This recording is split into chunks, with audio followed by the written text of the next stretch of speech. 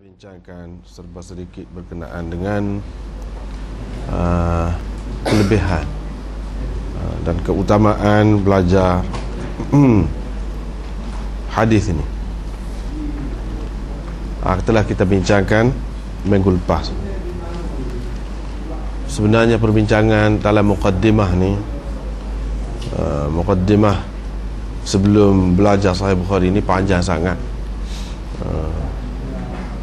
Mungkin bulan-bulan pun tidak habis ni kalau mengikut cara seperti mana yang biasa disebutkan sebelum pada ini.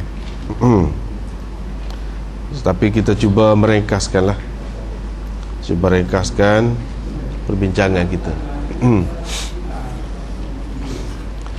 Jadi hari ini saya nak ceritakan tentang apa ni, jenis-jenis kitab-kitab hadis. Kitab hadis ni ada banyak macam. Sebelum pada kita masuk belajar kitab hadis, kita kena tahu dulu kitab yang kita nak belajar ni termasuk dalam bahagian ataupun jenis mana, termasuk dalam jenis mana.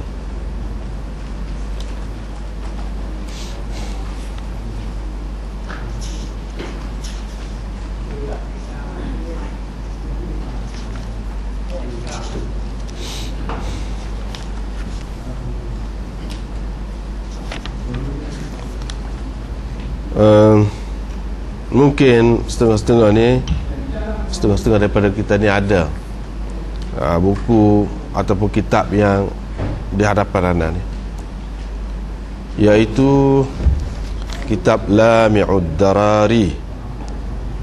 Lami'ud Darari, kalau orang yang ada boleh tengoklah. Tapi mungkin apa ni, muka surat dia tu tak serupa lah, tak serupa. Kalau muka surat ni cetakan Pakistan ni, muka surat 43. Muka surat 43 sampai kepada muka surat 64. Bincang tentang apa ni, apa yang disebutkan di sini lebih kurang 29 jenis kitab hadis.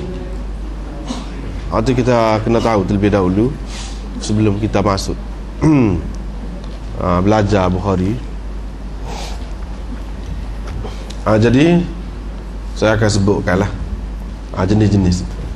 Yang pertama iaitu orang panggil kitab Jami'. Kitab Jami'.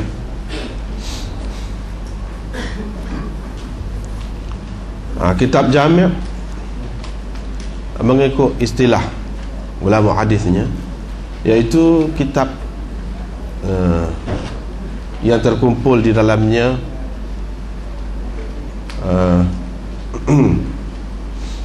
ada beberapa perkara, 8 perkara sekurang-kurangnya, baru orang panggil kitab itu kitab Jami'. Seperti ni 8 perkara tu gambar dia, iaitu yang pertama tentang aqaid, akidah. Di dalamnya ada mengandungi hadis-hadis tentang akidah. Yang kedua, ahkam, hadis-hadis tentang hukum-hukum. Yang ketiga, tentang riqaq. Riqaq ni maknanya kalau dalam istilah setengah-setengah ulama, iaitu zuhud. Zuhud maknanya kitabuz zuhud, maknanya untuk melembutkan hadis-hadis yang melembutkan hati kita. Ataupun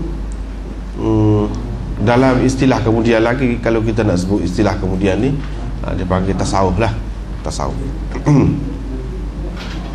Yang keempat, adab. Ia mengandungi adab.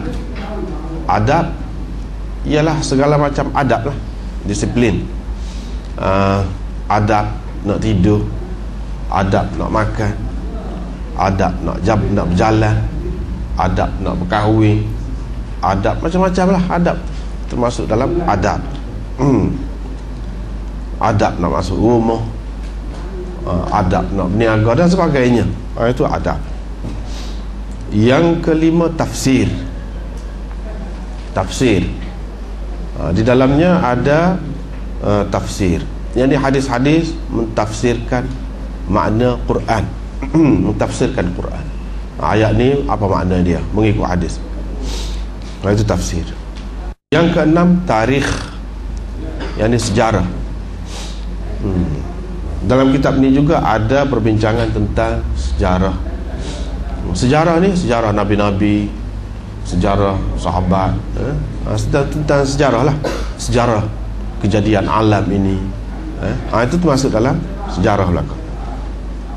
Termasuklah dalam sejarah ni sirah Nabi SAW. Sirah pun ada juga. Yang ketujuh, fitan. Fitan. Fitan itu apa? Iaitu hadis-hadis yang menceritakan tentang macam-macam fitnah yang akan timbul di kalangan umat ini semenjak di zaman Nabi SAW sampai kepada akhir zaman, sampai kepada kiamat.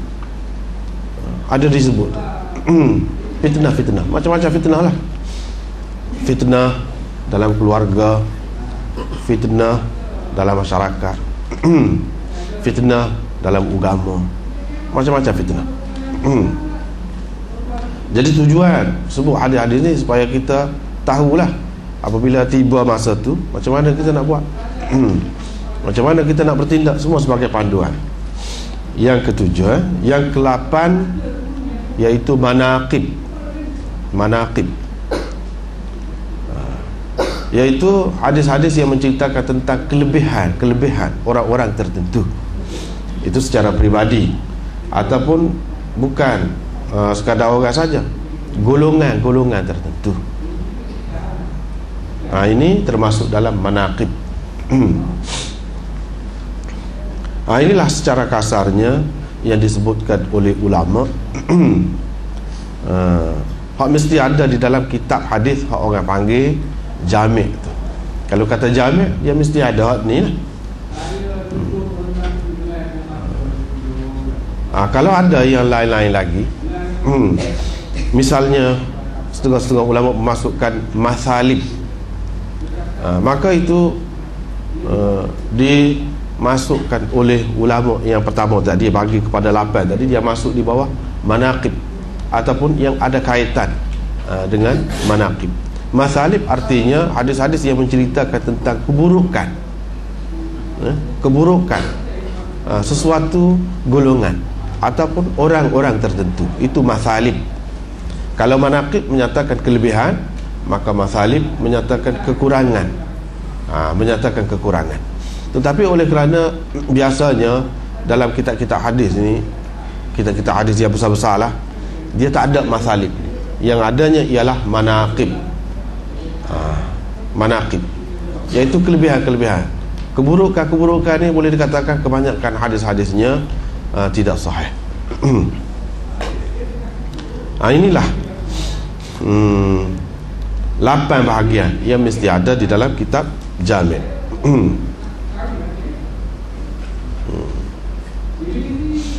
Kemudian ulama-ulama ni, ulama-ulama hadis lah khususnya, dia tulis pula kitab-kitab yang berasingan pula, berhubung dengan tajuk tadi, yang terkandung di dalam kitab Jami' tadi. Dia tulis pasal akidah saja, hadis akidah saja, lebih panjang lagi lah. Kalau dalam Jami' ni mungkin tidak panjang mana, hanya adalah bab tu. Tetapi setengah-setengah ulama ni dia buat suku pula, tetapi semuanya berpandukan hadis-hadis Nabi SAW tentang aqaid sahaja, ataupun tauhid, yang dipanggil tauhid. Misalnya sebelum tu, mana kita kena tahu dulu, kitab Bukhari yang kita nak baca ni termasuk dalam kitab Jami'. Tu kita nak tahu, sebab ada 29 ni bahagian jenis-jenis kita ada. Nak tahu dulu ini termasuk dalam kapal Bukhari, dia termasuk dalam Jami'. Kerana di dalam Bukhari ni terkumpul 8 perkara tadilah. Sekurang-kurangnya setengah-setengah ulama kata tidak, bukan 8 sebenarnya, lebih lagi kalau kita perhati, kita perincikan kandungan dia tu.